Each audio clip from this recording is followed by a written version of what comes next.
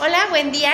Bienvenidas y bienvenidos a Punto de Vista. Quiero agradecer a la audiencia de NB Periodismo de Investigación y también al espacio que me dan nuevamente para hablar de distintos temas relevantes en el mundo de nuestro país, lo que está sucediendo en nuestro país.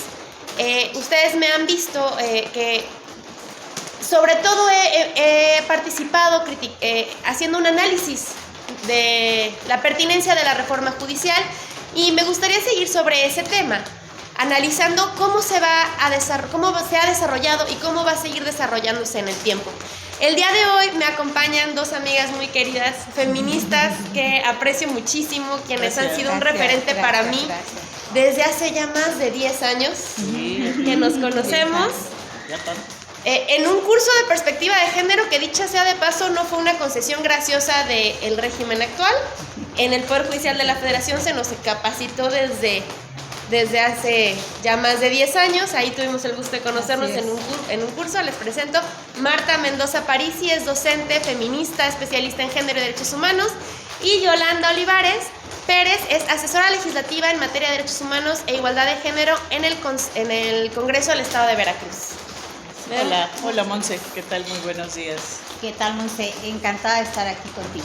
Muchísimas gracias. Pues hablábamos nosotros desde nuestra perspectiva de género en las situaciones que se han venido dando y cómo la persona que había sido titular hasta este momento de la Suprema Corte de la Justicia de la Nación por primera vez fue mujer y fue sujeta a mucha violencia durante todo este proceso. Me atrevo a decir que es la mujer más violentada. No sé, Yolanda.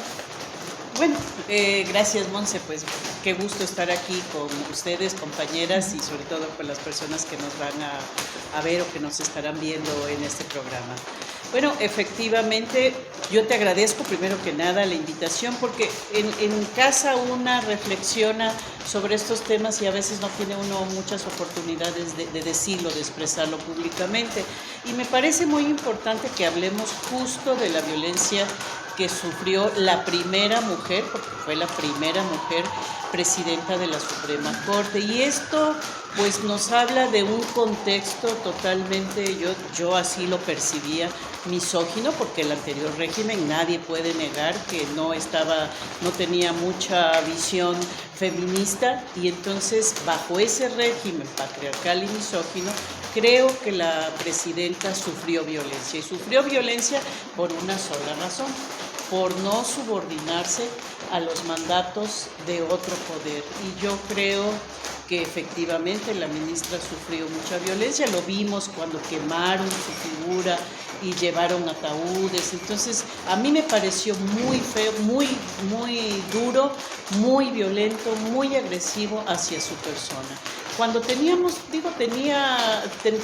que haber un respeto a este poder, y sobre todo si se decía que era un gobierno que fomentaba la igualdad, me parece que no fue justo la violencia que sufrió la presidenta.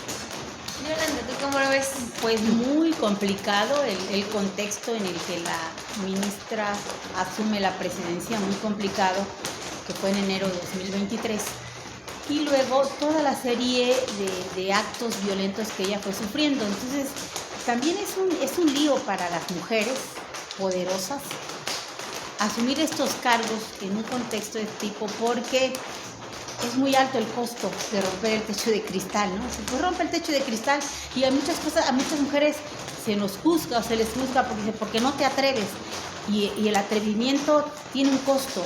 Está el miedo. Digo, entiendo y he visto que la ministra se ha plantado, y ese 5 de febrero de 2023 que no se levantó para no hacer reverencia, ¿no?, a un modo, a una tradición de levantarse frente al Ejecutivo, y no lo hizo, y eso ha calado hasta la actual presidenta, porque no fue invitada el 5 de febrero. Entonces ha resistido, o sea, es una carrera de resistencia, pero es injusto, ¿no? A mí me parece injusto que una mujer tan preparada, que las mujeres que nos atrevemos a prepararnos, que nos atrevemos a decir vamos a caminar y vamos a gobernar, y en este caso hacer pues el máximo tribunal y estar en la posición que cualquier jurista desearía, ¿no?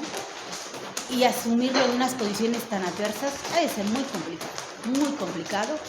Y todavía se atrevió a decir la Guardia Nacional, trasladarla a la Sedena, ¿no? Y ponerse en contra de la reforma judicial y decir renuncio y llevarnos este año. O sea, es una carrera de resistencia, es un problema muy complicado en el sistema todavía aquí, patriarcal, poder decir me atrevo, porque las condiciones son adversas y no es una alegría. Cuando tendríamos que celebrar, ¿no? Cuando tendríamos que alegrarnos porque la mujer llegó a un lugar tan importante, lamentarnos con ella, o no lamentarnos con ella, resistirnos con ella y hablar y decir que apoyamos y tener que contener esa violencia, ¿no? Desde todas las mujeres que queremos estas posiciones, y solidarizarnos con ella y sororizarnos con ella. Entonces no es justo, tendría que ser celebrarlo junto con los otros poderes para decir tenemos la oportunidad de que una mujer tan preparada llegue a una posición, pues la posición más importante que cualquier jurista quisiera. Y además, sobre todo, si bien la justicia federal fue involucrándose, digamos, y adoptando estos principios de igualdad y no discriminación, que lo vimos en un periodo por lo menos de 10 años, que empezaron juezas, jueces, magistradas y magistrados a involucrarse en la perspectiva de género, pues yo creo que la culminación no culminación porque es un proceso que debe continuar, pero la coronación, vamos a llamarlo así, aunque suene un poco, digamos, reyesuelo, ¿verdad? Pero el que llegara la ministra de alguna manera podría significar el avance en términos de la incorporación de la perspectiva de género en los procedimientos judiciales. A mí me parece que así es. Sin embargo, lo que la presidenta vivió y ha vivido y sigue viviendo, pues es justo lo que, como bien lo dice Yolanda, lo que vivimos y han vivido muchas mujeres que están en presidencias municipales, como regidoras, como síndicas, donde frente a un rechazo hacia subordinarse ante una posición jerárquica inferior, lo que recibe es violencia. Entonces la violencia se vuelve ese mecanismo de control para subordinar a las mujeres, sobre todo aquellas que se resisten y que, bueno, pues que tendrían que hacerlo, ¿no? Porque no puede ser que una mujer que llega a esa posición acepte el mandato de otro poder sin razón. Así es. Yolanda, mencionabas un evento muy icónico que fue ese fatídico 5 de febrero en el que la ministra presidenta Norma Piña no se levantó de su asiento. Digo, estamos en un contexto en el que hablamos de 3 poderes en el mismo nivel y no habría por qué un poder rendirle pleitesía a otro. Pero se le ha juzgado mucho a la ministra Piña por eso. A ver, será, para empezar, ¿hubiera pasado algo diferente si se hubiera parado o no? Porque yo advertí el ataque de la Cuarta Transformación contra el Poder Judicial de la Federación porque tenían que buscar un culpable de los males del pueblo desde 2018, cuando entraron con la ley de remuneraciones. Pero se le podía exigir una conducta diferente a la ministra Norma Piña, es decir, ella tenía la exigencia de tener una preparación política cuando su puesto de inicio no era político. Siempre romper los esquemas escandaliza en un sistema de subordinación y atendiendo al estilo presidencial anterior, ¿no? Pues que todos se le inclinan y todos se le subordinan y todos le hacían honor. Era lógico la reacción de la presidencia en ese momento, pero yo no le veo claro que, vuelvo a decir, el costo de resistirse ha sido muy caro para la ministra, porque no hizo lo que tradicionalmente se hacía. ¿Qué de grave hay que te levantes o no te levantes? No hay nada grave, pero para un sistema que tiene que ver, porque es un sistema de subordinación, es un sistema de que el mayor poder es el Ejecutivo Y no estamos hablando de un mayor poder, estamos hablando de 3 poderes, claro, que tienen la misma dignidad, jerarquía, pero el tema de los otros poderes son poderes políticos. Y el Poder Judicial queremos también transformarlo como poder político, que ya se hizo. Al mandar la elección popular se vuelve un poder político. Entonces, el poder es judicial, es netamente técnico. Nos estamos frente a una persona experta, jurista, ¿no?, que no tiene que ver con esos modos y esos estilos. Y además, también yo la entiendo, o sea, desde que ella tomó posesión, 6 contra 5, el tema de su votación, estaba viendo ya 5 personas que estaban del otro lado, obedeciendo al otro lado, y por un voto ella ganó. Entonces, el tema es complicado.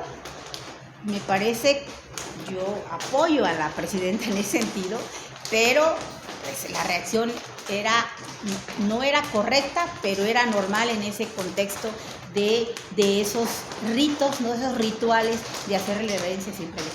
Claro, y acaba de mencionar Yolanda una situación también icónica, que fue el proceso de su elección. A ver, de hecho ella también competía contra una mujer, pero aquí sería, no basta con que seas mujer, lo importante es que no seas una mujer incómoda. Por supuesto, ¿no? Claro. Vamos a decir aquella frase que dicen que no ser mujer no representa o no significa perspectiva de género, sororidad, ¿no? Hemos visto cómo en la Suprema Corte de Justicia pues hay ministras que se han subordinado al poder.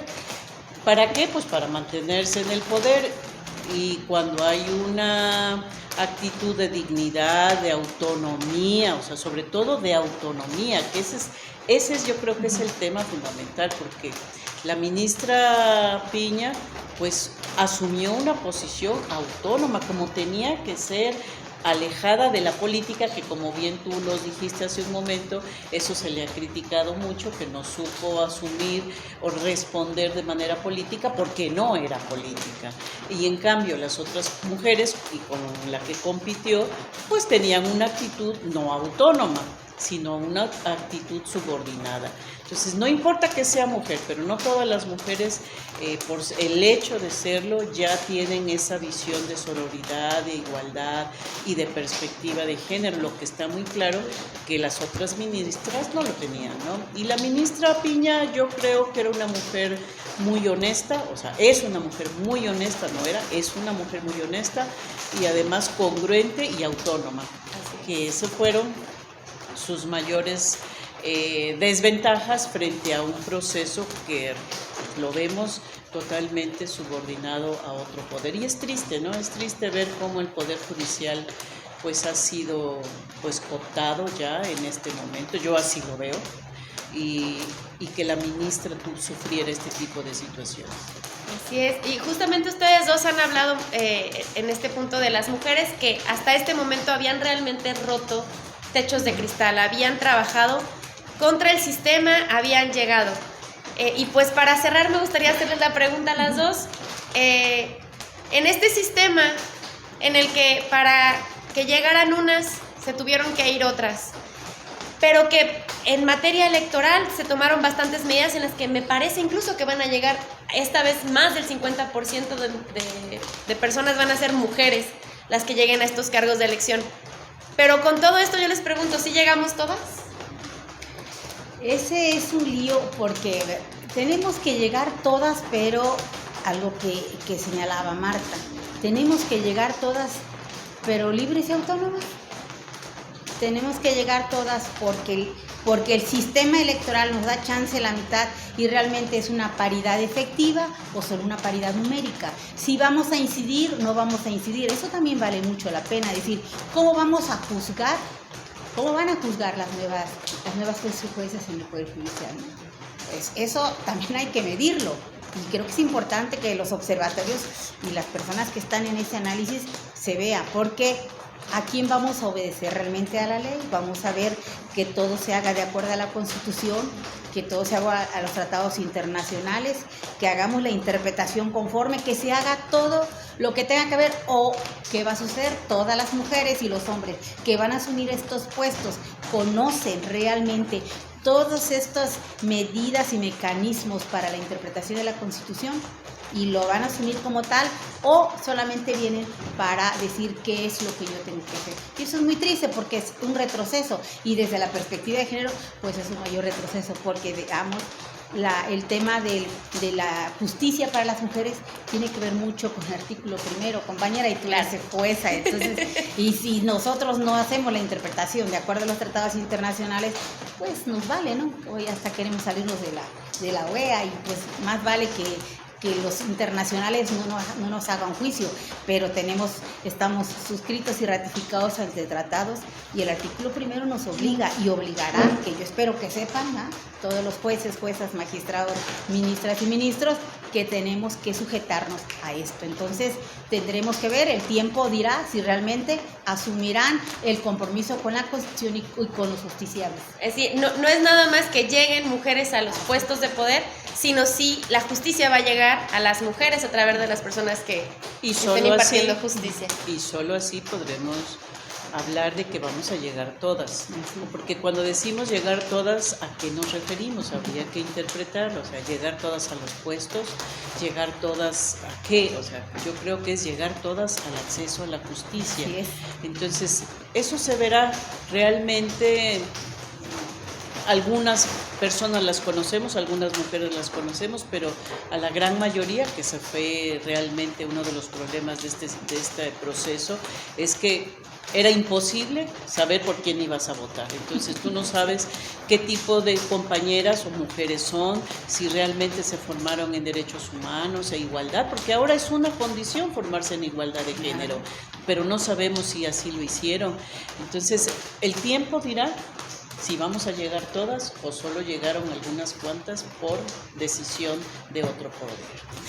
Pues bueno, no sé si tengan algo más que quisieran agregar. Creo que hemos tocado los puntos. Pues no, bueno, con lo que yo terminé, habrá que esperar. El tiempo dirá qué va a suceder con el derecho a la justicia para las mujeres. Y bueno, pues ojalá que quien toma decisiones sepa reinterpretar esta situación de lo que va a suceder en el proceso judicial.